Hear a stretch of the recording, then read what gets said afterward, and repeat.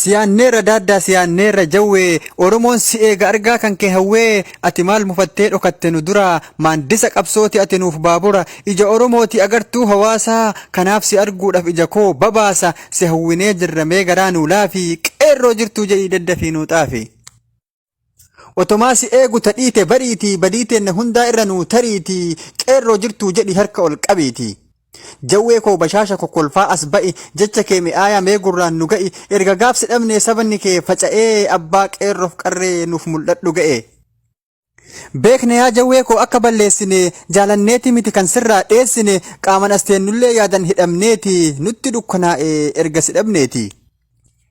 Qeerroof qarreen tanteen beeytu si dagattee ati nyaata dinnaan jarrillee lagattee ganamaaf galgala osomaasiif boottu nuuf baanan gammanne hin turini koottu. Yeloo chaalenji illee hundumtuu uffatee diina garaa gubee gaafa si dhukkubus nullee nu dhukkube. Gammannee maraannee ba'uu kee dhageennee sima arguuf jennee onlaayinii teennee garuu sin agarre hawwii qofa ta'e gara laafaa kiyya as nuu bahi ga'e.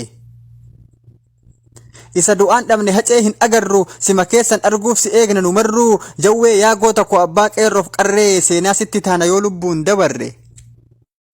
Eeyyan seenaa taana yoo akkatti hafne erga ati baatee qalbiin teennan rafne sima eegaa bulla ganamaaf galgala si arginu malee baanu yaada jala. Jawwee koo hadaraa meedharraa nu baasi baanee jirra jedhi sagalee ol kaasi akka gadheef gantuun hundi gubattutti akka ilmaan kan kee hundi taphattutti goofaree kee filii koottu wal qixxeessi ilmaan tee qaqqaalin si arguu dhafteessi. Kabajamuu qabda kabajaan siin malee ati dhugaa qabda dhugatu siif gale qeerroon kee gammaddee biyya hundaa qalee qarreen idilchitee gammachuu ibsataa diinni keenna nahee quba caccabsata. Haanahu ammallee as koottu areedi duruu hafteen qabdu miidhagii bareedi. Jawar yaa goota koo abdachiisaa qomoo Mandeellaa lammaffaa rasaasa Oromoo kan hojiinsaa dammaa baga hidhaa baate nukularii amma.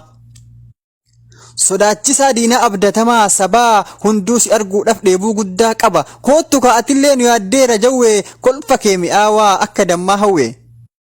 Jecha kee mi'aayaa eegna ammaa daaddishaa qaalii koo mi'aawaa akka dammaa jawwee koo qaalii koo mi'aawaa akka dammaa.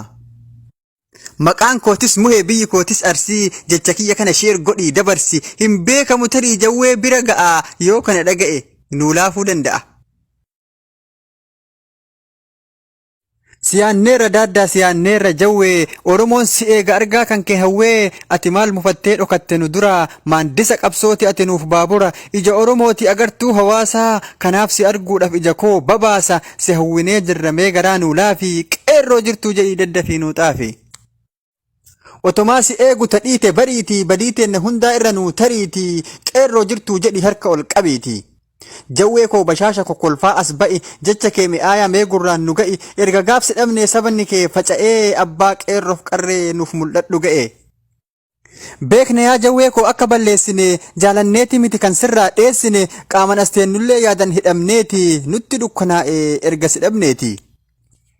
Qeerroof qarreen tanteen beeytu si dagattee ati nyaata dinnaan jarrillee lagattee ganamaaf galgala osomaasiif boottu nuuf baanan gammanne hin turini koottu. Yeloo chaalenji illee hundumtuu uffatee diina garaa gubee gaafa si dhukkubus nullee nu dhukkube. Gammannee maraannee ba'uu kee dhageennee sima arguuf jennee onlaayinii teennee garuu sin agarre hawwii qofa ta'e gara laafaa kiyya as nuu bahi ga'e. Isa du'aan dhabne hacee hin agarru sima keessan arguuf si eegna nu marru jawwee yaa goota koo abbaa qeerroof qarree seenaa sitti taana yoo lubbuun dabarre.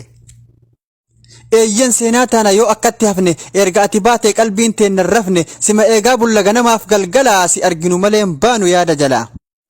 Jawwee koo hadaraa meedharraa nu baasi baanee jirra jedhi sagalee ol kaasi akka gadheef gantuun hundi gubattutti akka ilmaan kan kee hundi taphattutti goofaree kee filii koottu wal qixxeessi ilmaan tee qaqqaalin si arguu dhafteessi.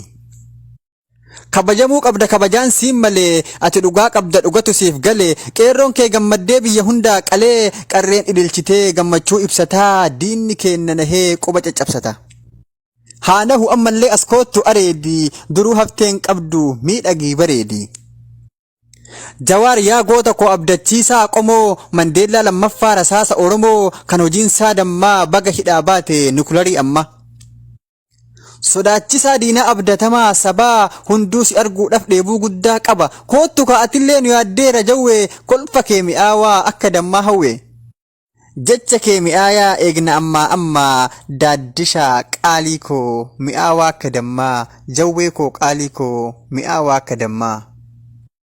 Maqaan kootis muhee biyyi kootis arsii jecha kiyya kana sheer godhii dabarsi hin beekamu tarii jawwee bira ga'a yoo kana dhaga'e nuu laafuu danda'a.